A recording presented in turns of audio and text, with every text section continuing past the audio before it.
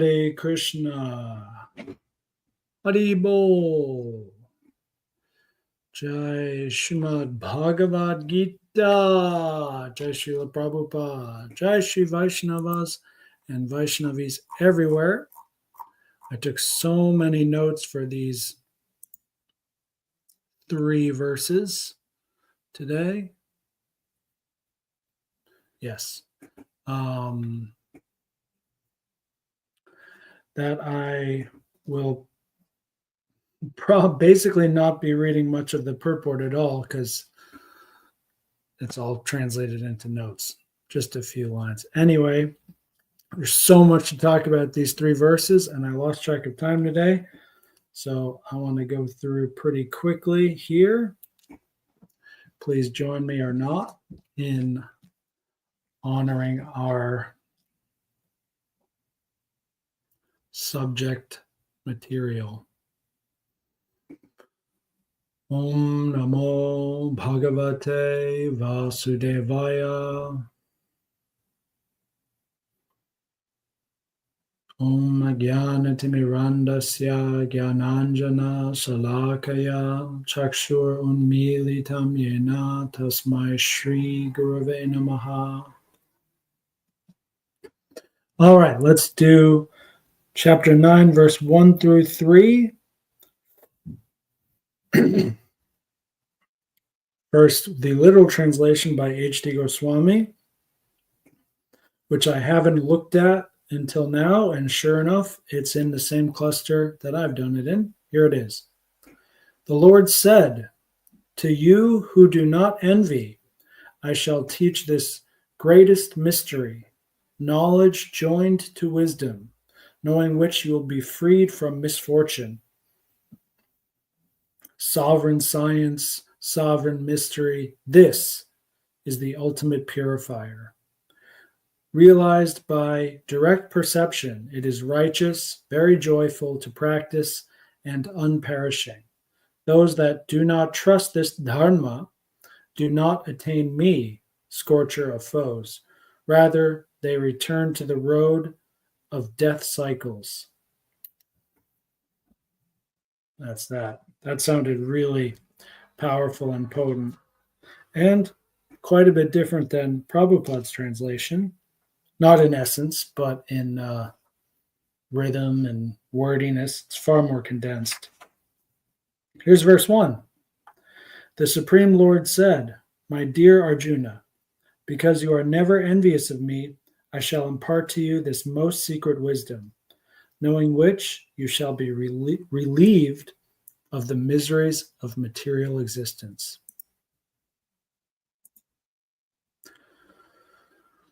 So, Arjuna and the reader, that's me, and the listener, that's you, we are now explicitly clarified or stated by Krishna as being worthy of receiving the most confidential knowledge.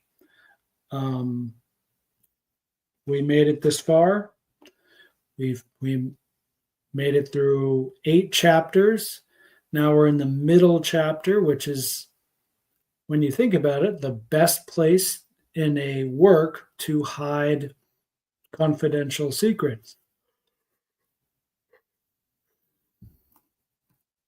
You may think, well, the end is the best place for the conclusion, but that's not the best place to hide a secret, because many people of only a little intelligence will know you can skip right to the end to get the summary in the conclusion. So many people are looking at the beginning and end, but fewer people are seriously reading the middle of any text. And those of us that are the ones who are taking it seriously. Anyway, what is the one particular reason Krishna mentions here that we are worthy? It is we are never envious of the Lord. Envy and lust are like the 2 greatest sins, basically. Well, Krishna said before in the Gita that lust is the number 1 enemy, and envy is just about the same thing. Maybe it's just It's like the identical twin of lust. You think of it like that. And once again, we have a promise from the Lord. And this is a recurring promise and theme throughout the Gita, that once we do attain this knowledge or practice enough and listen and understand and follow enough of what Sri Krishna is saying, we get a very nice reward. That is, we are relieved of the miseries of material existence. And Prabhupada stresses again, just a few verses ago, I don't remember exactly when, but it was so recent, and another recurring theme in the purports of the Gita. I don't know if there's a single verse actually where Krishna says how important it is to hear and read and study this with the association of devotees, but Prabhupada mentions it explicitly many times. I think Krishna does say that you need to accept this as a devotee. I think he does say that. And now he's saying you can't be envious, for sure. But Prabhupada says in the first paragraph that we can only get this knowledge by reading and hearing among devotees. Why? Because this is realized knowledge, not merely knowledge. And this is, it's knowledge joined to wisdom. That's how H.D. Goswami writes it, which is quite similar. It's really interesting. They bounce off each other. Like the purport and the verse and H.D. Goswami's translation, they all kind of circle around each other. In the third paragraph, we learned that we learn by reading it. Sorry, my notes were done with voice to text. In the third paragraph, we read that the second and third chapters of the Gita already had some spiritual knowledge Krishna shared with us that was described as confidential. And it really is, compared to most other, even other religious texts. Just the second and third chapter of the Gita shares a lot of profound secrets that a lot of even religious people don't have or are not aware of. And then in the seventh and eighth chapters, we learned about devotion, which is still more confidential. But what's different and special about the ninth chapter, Prabhupada says, it's now that we're getting into pure devotion and unalloyed devotion. And in the end of the fourth paragraph out of 6, Prabhupada gives what I called a significant and technical analysis of Raja Vidya, which we'll read now. Simply to understand that a living entity is not material is not sufficient. That may be the beginning of spiritual realization, but one should recognize the difference between activities of the body and spiritual activities by which one understands that he is not the body. So that's something I've been practicing for a long time, and it's one of my primary faults that I have with others, is they have this, academic knowledge. Oh, I'm not the body, but then they do spirit, and then they do what I notice is that I see other devotees, and I'm hanging out with Christians these days in Korea, them too. They do spiritual activities, and they feel good from it, and they think it's bhakti, and they're getting better. And it's true in a sense that your character is improving. When you do something in sattva guna, at first it's boring, and you don't want to do it. But then later you get a taste for it. So people are acquiring a taste for it. But that doesn't mean it's bhakti. And Prabhupada tells us later in one of the next verses that the 9 processes of devotional service are all enjoyable. They're all very simple. Any child can do them, and they're all enjoyable. So I'm not saying we should make it not enjoyable, but I'm saying something that is naturally enjoyable, naturally meaning to our material nature, it takes intelligence. It takes serious intelligence and practice and experience to know, oh, is this feeling good because, um, that the kirtan just had good music, or was this feeling good because my soul is actually like waking up, kind of.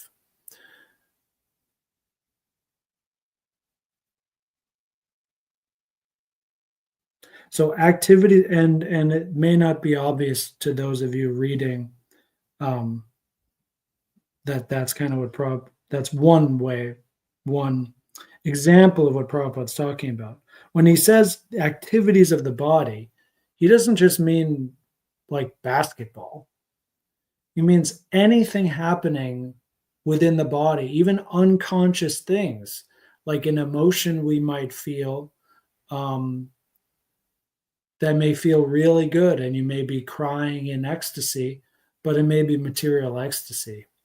It may be simply just a bodily reaction and not actually the real deal, the real spiritual reaction from a spiritual activity. And those spiritual activities actually give you real understanding that you're really not the body. And one way you can tell that's happening is when you get more and more detached from the body. And eventually you'll get even disgusted by a lot of these bodily activities, starting probably with the most obvious ones: peeing, pooping, sex, violence, you know, like if you see poor people, killing, beating each other up just for food, that's from the spiritual platform. It's, I mean, you feel compassion for it, but it's at the same time, it's gross. And when you are in that situation, when you're poor and you're starving, you're spiritually enlightened when you don't just like start turning to violence just to feed yourself. It's better to starve actually and suffer than it is to go down to that level. If it's your time to go, it's your time to go. That's another litmus test. Do you accept your fate? That's another sign of advancement. Okay. And the 5th paragraph, it is clearly stated, the glories of the Lord is the main point of this chapter. And that's one of the keys to pure devotion. How can you purely devote yourself to the personal Lord if you don't know his personal glories? How is that actually even possible? And yes, this is more confidential than what we learned in the past 2 chapters, which is like the different energies and natures of the Lord and this material manifestation. So the specific glories of the Lord, that's more confidential. And in the final paragraph, we read and hear the righteous wrath from a pure devotee towards impure devotees. And so Prabhupada is talking about all the other scholars of the Gita who are actually envious of Krishna, and their work is very inaccurate. Their commentaries are useless. No one can explain the Gita and definitely not get perfect knowledge of Krishna if they're envious. And one who criticizes the character of Krishna without knowing him is a fool. Such commentary should be very carefully avoided. Oh, I didn't catch that the first time. Very carefully avoided. That's a beautiful way of putting it. You do, even though you want to avoid it, you have to be careful, right? Because sometimes the difference at least in perception, perceiving a bona fide Gita versus a non-bona fide Gita may be practically impossible to tell the difference. So you have to be really careful in sifting out the wheat from the chaff. But once you do find that a particular Vedic commentary is not bona fide and the author is envious, you should avoid it, definitely. But before you get to the point of definitely avoiding it, be very careful. That's true. And the final sentence from Prabhupada, for one who understands that Krishna is the supreme personality of Godhead, the pure and transcendental personality, these chapters will be very beneficial. Verse 2 has a long purport. 1, 2, 3, 4, 5, almost 5 pages, maybe 4.5. That could be a new record. And before I read the verse in English, I'm going to read it in Sanskrit because it's just so beautiful. It's probably my new favorite verse in the entire Gita as far as Sanskrit goes, just by how it sounds. The only other verse that I can think of that was just so beautiful when I read it, I was just pushed to remember it. Let's see if I still remember it. Ishvara Parama Krishna Sachit Ananda Vigraha Anadir Adir Govinda Sarvakarana Karanam. I sometimes mistake the order for that, but it's just the first verse of the Brahma Samhita. No, yeah, I got it right. Anadir Adir Govinda Sarvakarana Karanam. It's got such a good rhyme to it. It's got all that pure devotion stuff for you. It just glorifies Krishna perfectly in 4 lines. So I love that verse. And this may be the second verse I will actually memorize in Sanskrit. We'll see. Raja Vidya, Raja Guyam, Pavitram Itam Uttamam, Pradyakshavagamam, Dharmyam, Susukham Kartum Avyayam. Not so easy to say this one, but definitely beautiful. And in English, this knowledge is the king of education, the most secret of all secrets. It is the purest knowledge, and because it gives direct perception of the self by realization, it is the perfection of religion. It is everlasting, and it is joyfully performed. The perfection of religion part is really important, and I'm not sure if that was in yeah, that's not in the word for word, the literal translation of H.D. Goswami. And according to the Sanskrit, Prabhupada literally translates it as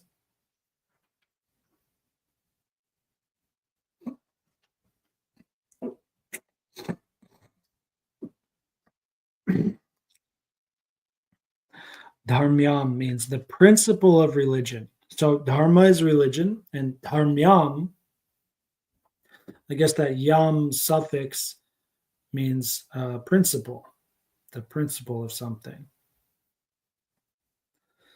And then surrounding those words, it's direct pradyaksha, directly experienced, avagamam, understood, very happy. So it doesn't actually say perfection exactly in the literal translation, but that doesn't mean it's a wrong translation.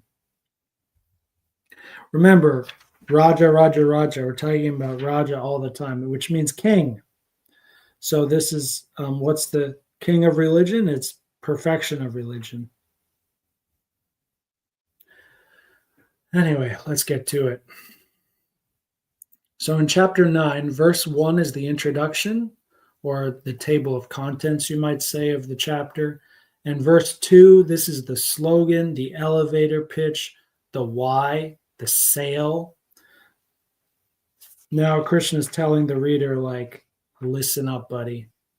I've got a good thing for you. This is the call, the call to action in marketing. This is that thing right above the hyperlink to click on. Just before the gives you the chance to click on the button, there's the big call to action. That's verse 2 here. Now, if I were to put this whole verse in one sentence, I would simply say, this is the best knowledge. That's it. I know that's very oversimplified and brutally leaving things out, but logically, that's what Krishna is saying, and explicitly saying that too. He's explicitly stating it in a lot more words and more eloquent words, and I'm stating it in, very oversimplified words, but we're both being explicit about it. This is literally the king of knowledge. It's the topmost knowledge, literally. Yes.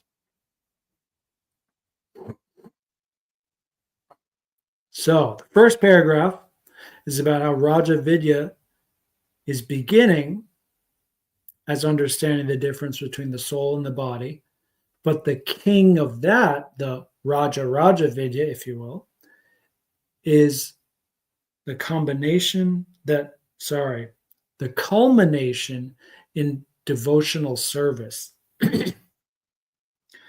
Or you could think about it like this: when you're realizing Raja Vidya, you'll be doing devotional service. When you're reading about Raja Vidya, you might know that the soul and the body are two different things. But when you're actually practicing devotional service, naturally, that means you're almost definitely having some understanding of Raja Vidya. Raja Vidya. The second paragraph is about the status quo today. Most people don't even know the beginning of Raja Vidya. We are mostly educated in external knowledge. We know so many things, yet we do not know the soul, and the soul is the most important part of this body. Without the presence of the soul, the body has no value. The third paragraph goes one level deeper into the soul, especially by pointing out that when the body dies, the soul does not become impersonal or remain in a void. The soul is eternal, so it must be eternally active as well. Therefore, its activities in the spiritual kingdom constitutes confidential knowledge. The fourth paragraph is at first hard to understand. Why is it in here? Prabhupada goes right deep dive into sin and karma and reactions. So how does this relate to everything else? I think it's a hint that by reading, studying, listening, hearing, and remembering, especially the 9th chapter, we are going beyond karma and sin. Now, moving on in the 5th paragraph and getting now a better clue of perhaps why we're talking about sin and karma here, could be to show that how in the verse it says, this is pure. It's the purest knowledge and the purest activity. And what that also means is that it's naturally going to be the best thing to alleviate impure karma, impure activities, impure reactions will naturally get purified by the purest thing. So in the 5th paragraph, it reads that when the reactions of all sinful activities are ended, one becomes free from duality, this material world, dvandva moha, and one fully engages in pious activity and ultimately becomes engaged in devotional service to Krishna. So, and although there may be some sinful reactions in different stages, sin can be as a seed, gonna or grow into a stalk or a fruit. And it's only when it becomes fructified that we have to, taste the reaction to our sins. But regardless of what stage that sin is in, they're all gradually vanishing. So long as there is devotional service. And this devotional service is called Pavitram Uttamam, the purest.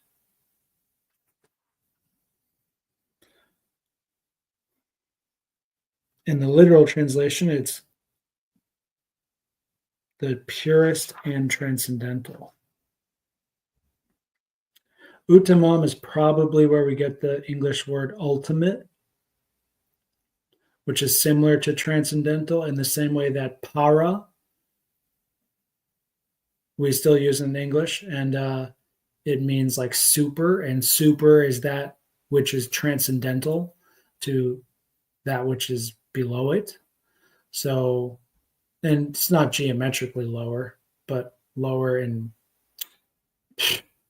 value, something like that. So, like the soul is the soul, and Paramatma, the super soul, is the soul that is transcendental to the soul.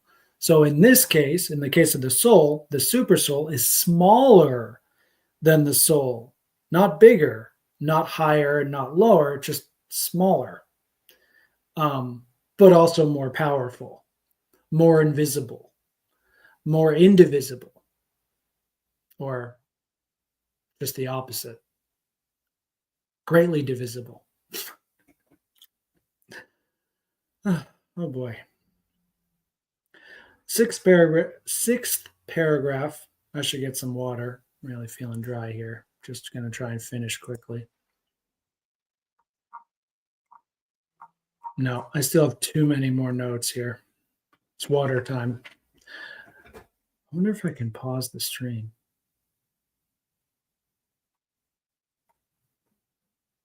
No, I can only end and restart it. So, be right back.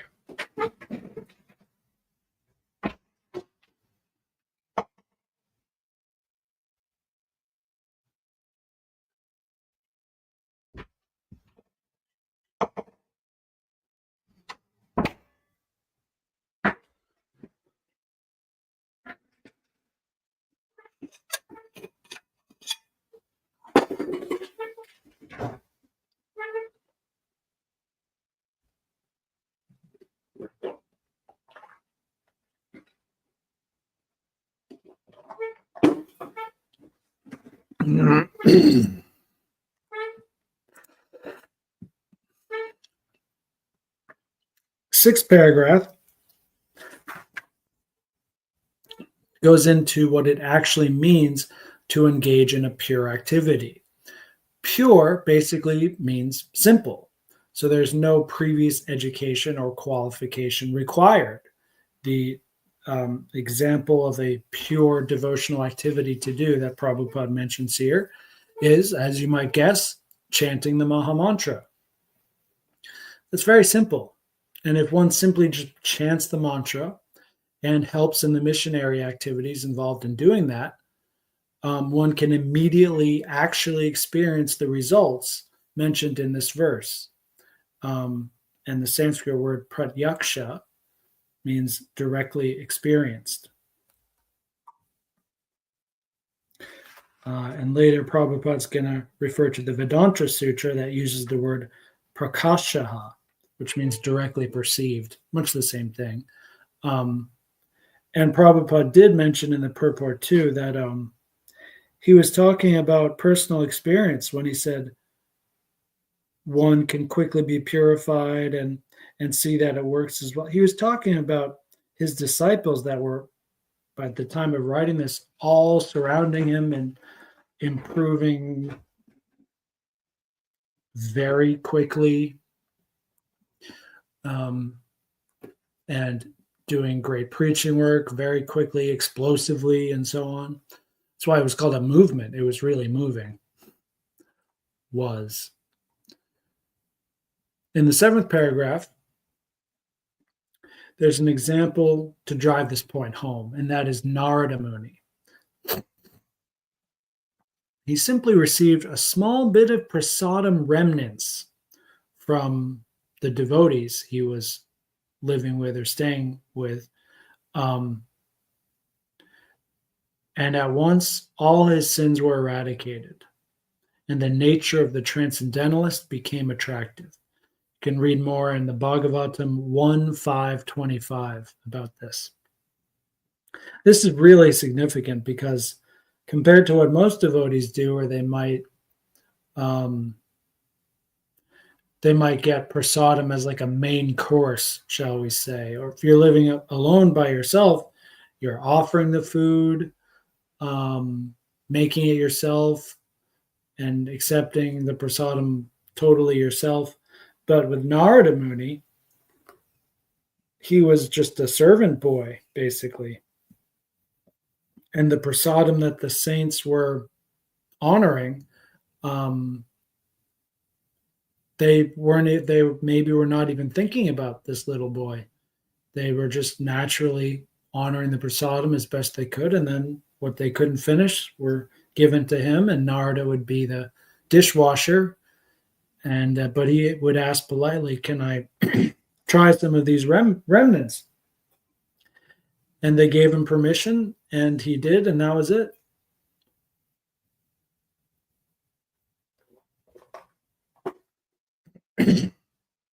The rest is history, as we say.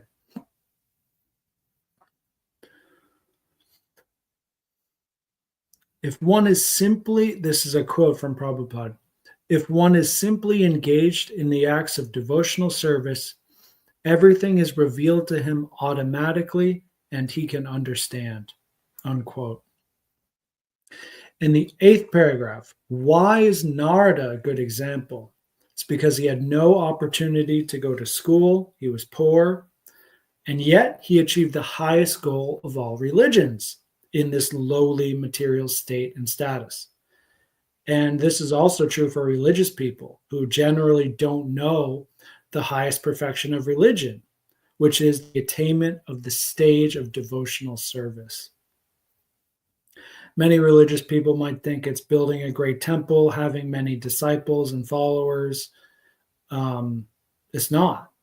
It's not any of those things. Putting on a good seminar, that's not it. That's not the goal. And because the goal here is so pure, it's also so simple. Simply by associating with saints and devotees, that'll do it. Because the potency and purity is so strong, so high, etc. 9th paragraph. All these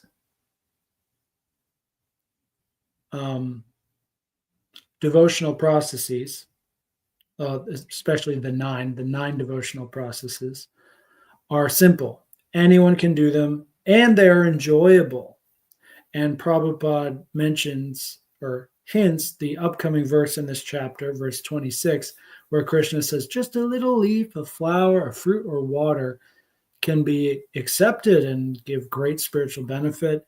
And well, Prabhupada mentions this because it does correspond to the Narada Muni example. Everyone all over the world can find one leaf, a little water, a little flower, a little fruit. Anyone can do this. So for spiritual life, there's no excuse. You can't say you're too poor. You can't say you're too rich. Although, if you were to say, I'm too rich, I don't have a desire to do that, that would make sense. That would be natural. That would be understandable. But that's not an excuse. That's not a valid excuse. There is no valid excuse.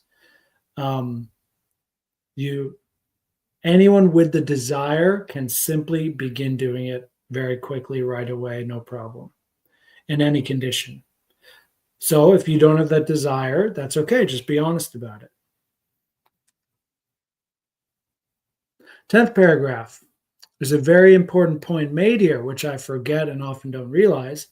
Why is Mayavadi philosophy bad? It's because it's rejecting, well, there's many reasons, but one is it's rejecting the fact that devotional service is eternally existing. So when someone does devotional service and at the end they become one with God and their devotional service stops, that's not good. That's not accurate. The main thing is it's just wrong. It's just not accurate. If you,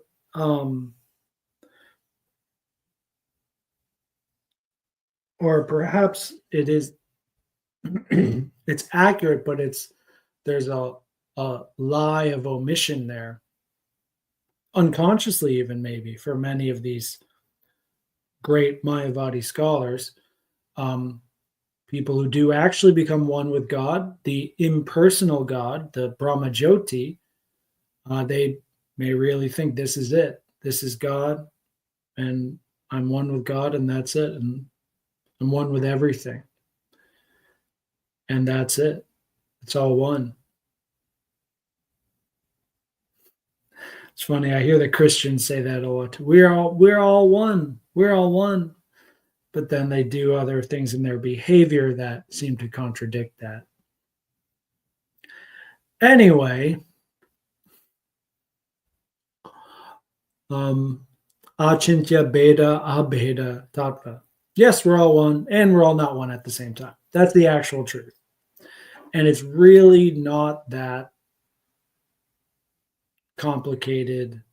Maybe it's quite advanced as far as theology goes, but it's not complicated. There's so many material examples in the material world.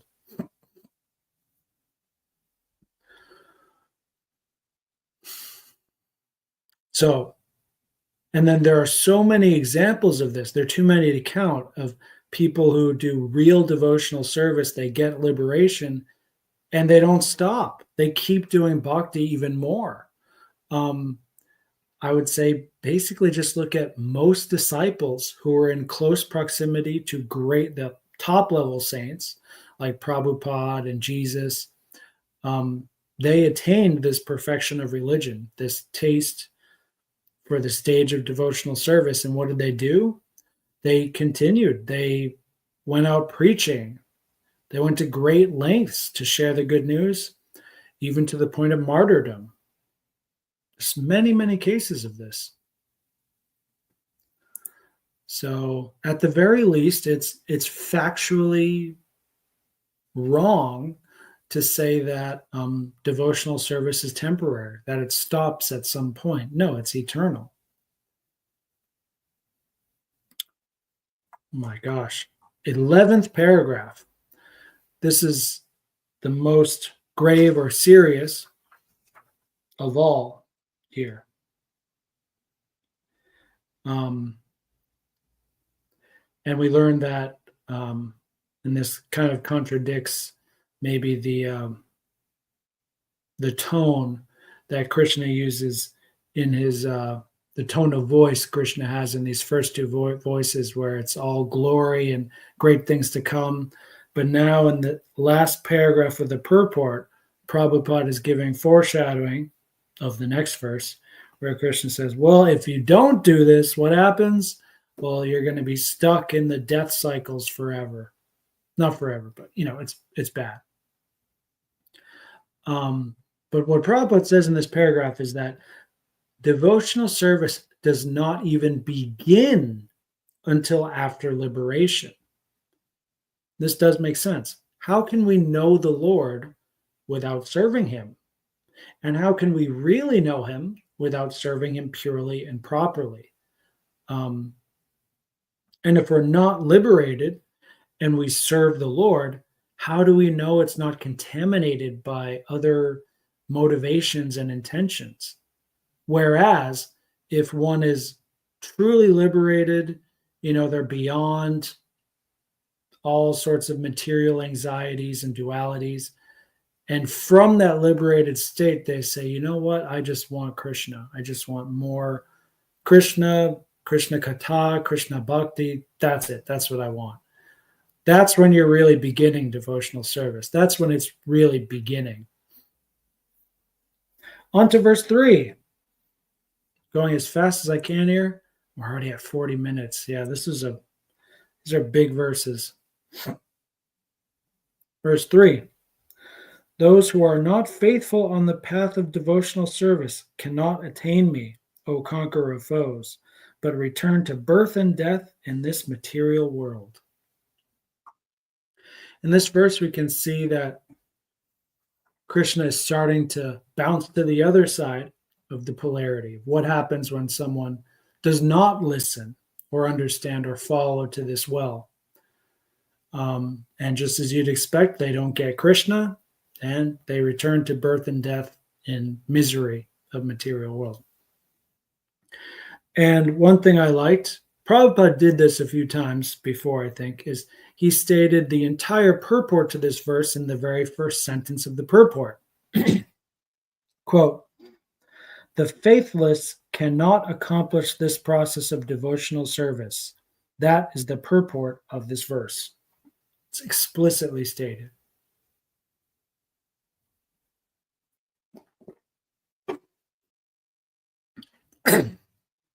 And I believe we've accomplished a full circle where we're going back to the very part of verse 1 where Krishna says, okay, Arjuna, you don't have envy, so I will tell you all these things. I think that so having envy and being faithless is much the same thing, isn't it? So it's all about faith. And in the very next sentence, the second sentence of the purport, Prabhupada tells us exactly where faith comes from, and that is the association of devotees. Quote, faith is created by association with devotees, unquote. And in the second paragraph, faith is defined. It means being convinced of this philosophy of life, which is, if you've been simply just reading and understanding and accepting the Gita, chapter 1 to 18, what is this philosophy of life? It is that we should surrender all things, all engagements, and serve the Supreme Lord. That is the natural conclusion, the logical conclusion, and it's also explicitly stated near the very end, 1866 of the Gita, famous verse. In the final paragraph, we get a structure, a little, I need a good word for this.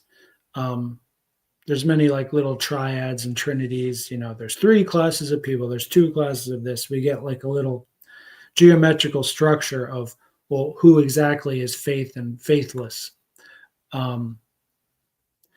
So this faithless person may actually count as a Krishna devotee, but they're 3rd class and they have a chance to fall down. Whereas 1st or 2nd class devotees will surely make progress and achieve the result at the end. Prabhupada doesn't actually talk about the 1st class devotee here. But the 2nd class devotee, he says, is maybe someone who has a sincere desire and experience to serve Krishna unmotivated by nonsense.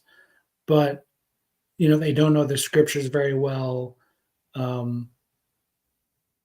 Yeah, that's it. That's all he says. It could be other things. Maybe it's not just scriptures, but that's what Prabhupada says in the purport here. So you naturally expect or infer that a 1st class devotee is someone who has a sincere taste and study and practice of Krishna bhakti, but also has a good knowledge of the Vedas. Or the 3 classes of faithful, Prabhupada could be referring to the 3 adhikaris. I'm not sure. That's probably what he's doing, but I don't know. So one example given of a 3rd class devotee is someone who thinks all of this Krishna Katha is simply eulogy, That's the word Prabhupada uses, eulogy. What is eulogy? So I looked it up. I thought it was specifically means like a speech you give when someone dies. But actually, if you look at the word and the definition, even in modern English, it's not it's not necessarily about death. It literally just means good speech. Logi, logos, speech. I believe means good, like eugenics means good genics, good genes. So eulogy means a good speech, a speech intended to praise someone. So we will get eulogy here in the ninth chapter here. We're going to get glories of God, but it is not merely eulogy. That's the difference. This is not woo-woo, just to make you feel better in the short term. Glorifying the Lord is a bona fide practice and process in devotional service. And not only is it bona fide, it's the king of bhakti, the king of knowledge. That's it. 47 minutes. And I really was going as fast as I could. Wow. Well, it's Christmas vacation, so I'll probably do one extra stream in this next week. I'll have extra time. I'm not traveling anywhere, so I have no need to travel anywhere.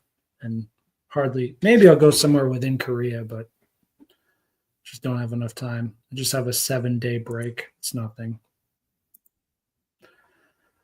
All right, y'all.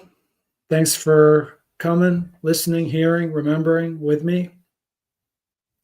Jai Srila Prabhupada, Jai Shri Krishna, Jai Srimad Bhagavad Gita, Jai Shri Vaishnavas and Vaishnavis all over the world. Hare Krishna.